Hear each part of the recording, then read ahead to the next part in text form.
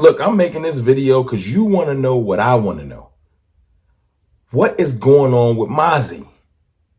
So I seen something, and now I got to tell you about it.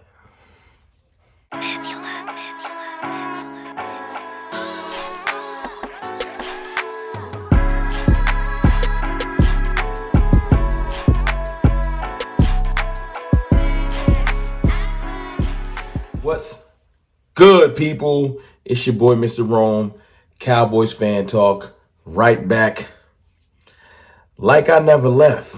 Hey, yo, check it out. What's going on with Mazi? It's that simple. It is that simple. What is going on with Mazi Smith? Now, look, as I've stated numerous times over the last couple of weeks, we are in the drought. The great drought of 2024. There ain't no major Cowboys news coming out. No players have been signed. No major schematic stuff has been released. And there's nothing to really talk about. It's all speculation and re-diagnosing, re-examining the same stuff. That's what we do. Content creators are very resourceful. Sometimes you got to go and look at some of your brother's work to get inspiration. And I'm not ashamed of saying that. Shout out to Boss Cowboys Sports. Shout out to Law Nation, two of the best in the game.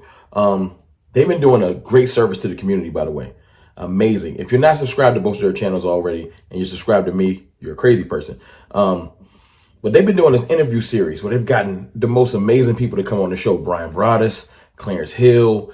Now they got Michael Gelkin. These are like staples in the Cowboys community, reporter-wise, that get real information, that have access to the star, that go up there and talk to Stephen Jones, etc. So when I get nuggets of information that my brother has already shared on this channel, you can go watch the full live stream. I think it came out last Tuesday. Please do so, because I'm not here to tell you everything that was said in that. I'm here to just highlight something that I heard, or a couple things. I got to jump on it. Mazi Smith and his status. But before I say that, I want you to hear something Stephen Jones said, because my brother, Boss, highlighted it. Check it out. And I think, another year, with Mazi, I know Zim's looking forward to working with him.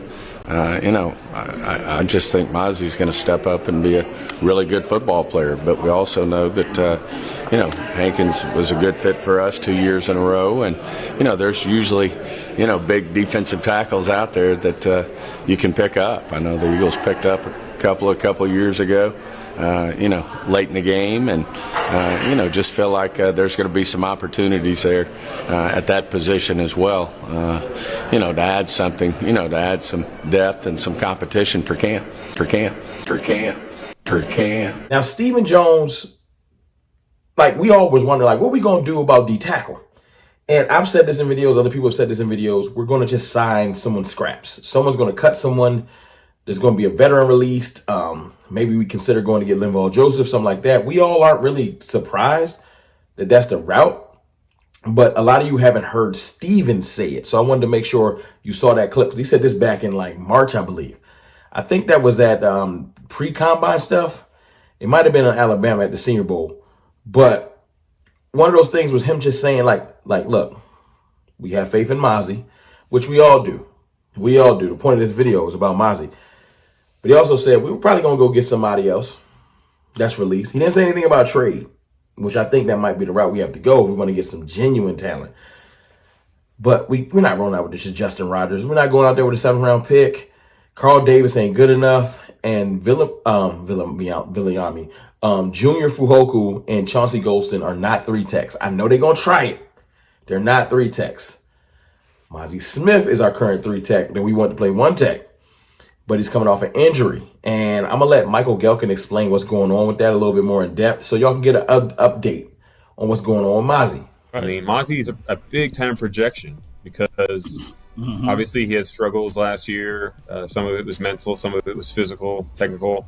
He had the shoulder injury that he said it popped up at the Thanksgiving game. Had surgery on that early in the offseason. And so he just wasn't ever comfortable, and there were a whole host of varieties of reasons as to why. And now hasn't practiced once since then because he's recovering from the labrum tear.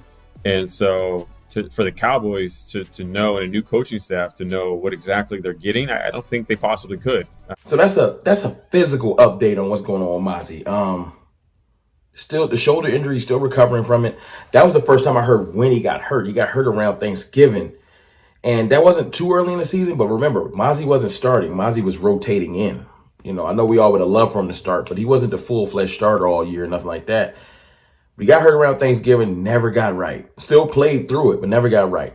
And Michael said he had surgery and hasn't practiced all offseason. Now, like he said, they might be mentally there. They might love his character, his drive, his focus, what he wants to do.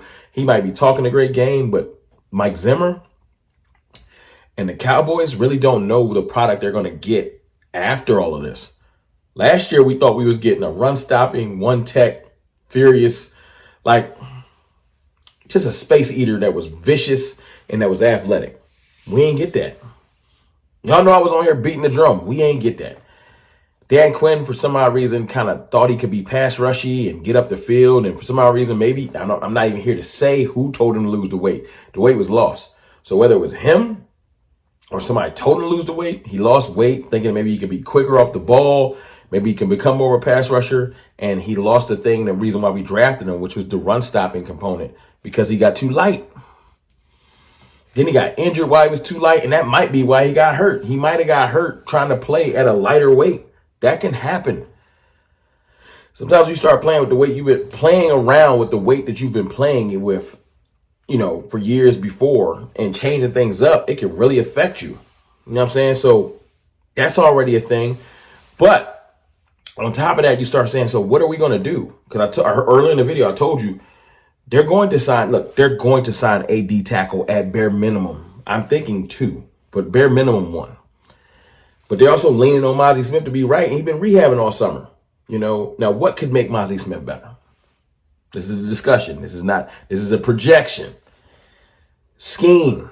Michael Gelkin also talked about scheme and how that can help Mazi Smith. You know, they may like the conversations. They may like, you know, the person, and, you know, behind the helmet and everything. But in terms of like actually seeing what it looks like, it's a projection. And the most promising part of it is scheme.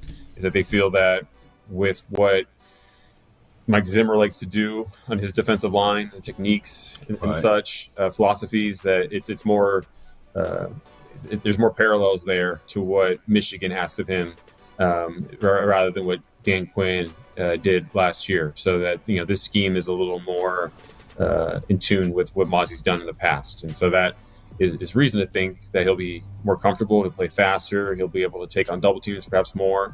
But again, there's a lot to that too. I mean, where's the shoulder? Where is he physically? More importantly, with the weight and the strength and so forth. And you know, training camp is huge. There probably isn't a more, you know, important camp of a player, at least on the defensive side of the ball. But he's the first one I can think of, period, is Mazi Smith. How improved is he?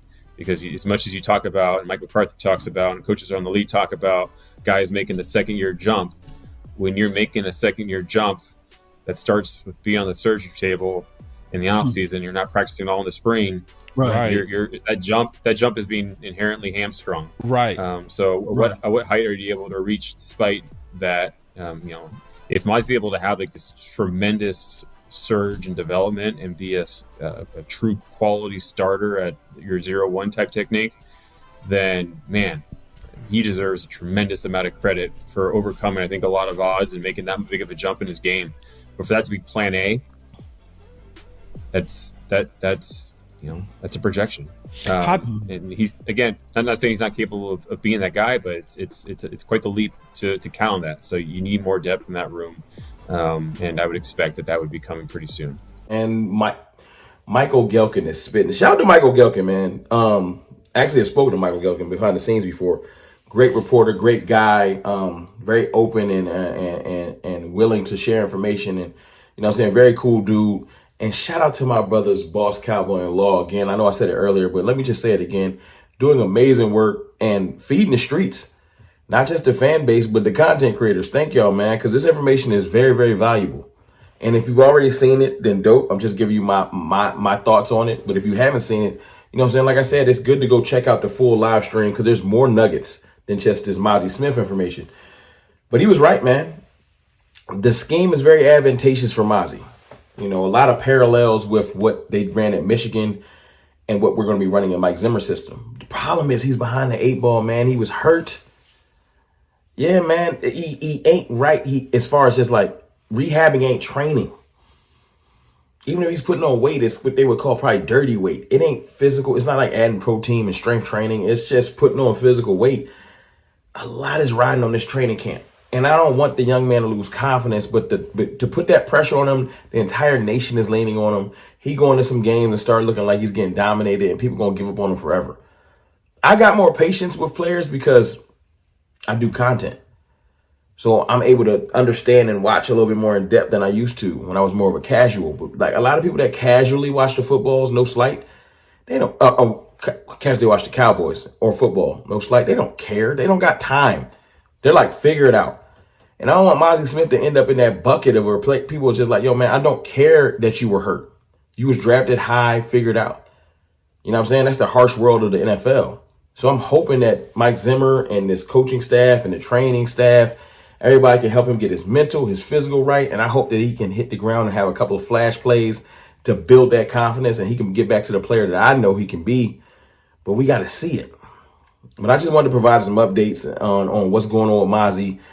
Some legitimate updates from a reporter that actually interacts with the players, goes to the star, etc. You know, and I just think that so many things are going to get answered in training camp. So many things. I cannot wait. But like I said, I'm going to continue to do my best to find great content, great compelling things to create thought. Let me know your thoughts in the comments on Mazi Smith's current like status. Are you excited? Do you think he's going to have a bounce back season? Do you think that he's behind the 8 ball? He's going to play bad? Like, let me know what you think.